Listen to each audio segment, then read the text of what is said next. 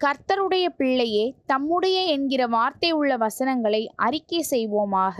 தேவன் தம்முடைய சாயலாக மனுஷனை சிருஷ்டித்தார். அவனை தேவ சாயலாகவே சிருஷ்டித்தார். ஆணும் பெண்ணுமாக அவர்களை சிருஷ்டித்தார். ஆதியாகமம் 1:27. கர்த்தரோ என்றென்றைக்கும் இருப்பார். தம்முடைய சிங்காசனத்தை நியாய தீர்ப்புக்கு ஆயத்தம் பண்ணினார். சங்கீதம் 9:7. கர்த்தர் தம்முடைய பரிசுத்த ஆலயத்தில் இருக்கிறார். கர்த்தருடைய சிங்காசனம் பரலோகத்தில் இருக்கிறது. அவருடைய கண்கள் மனுப்புத்திரரை பார்க்கிறது. அவருடைய இமைகள் அவர்களை சோதித்தறிகிறது.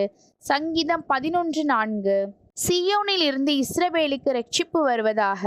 கர்த்தர் தம்முடைய ஜனத்தின் சிறையிருப்பை திருப்பும் போது யாக்கோபுக்கு களிப்பும் இஸ்ரவேலுக்கு மகிழ்ச்சியும் உண்டாகும். சங்கீதம் 14:7. தம்முடைய அம்புகளை எய்து அவர்களை சிதறடித்தார். மின்னல்களை பிரயோகித்து அவர்களை கலங்க பண்ணினார். சங்கீதம் 18:14. ஆகையால் கர்த்தர் என் நீதிக்கும் தம்முடைய கண்களுக்கும் முன்னிருக்கிற என் கைகளின் சுத்தத்திற்கும் தக்கதாக எனக்கு பலனளித்தார். சங்கீதம் 18:24. அவர் என் ஆத்துமாவை தேற்றி தம்முடைய நாமத்தின் நிமித்தம் என்னை நீதியின் பாதைகளில் நடத்துகிறார். சங்கீதம் 23:3. கர்த்தருடைய இரகசியம் அவருக்கு பயந்தவர்களிடத்தில் இருக்கிறது.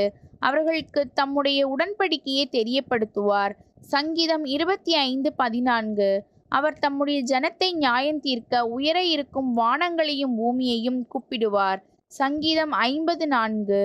தம்முடைய பரிசுத்த வாசஸ்தலத்தில் இருக்கிற தேவன் திக்கற்ற பிள்ளைகளுக்கு தகப்பனும் விதவைகளுக்கு நியாயம் விசாரிக்கிறவருமாய் இருக்கிறார்.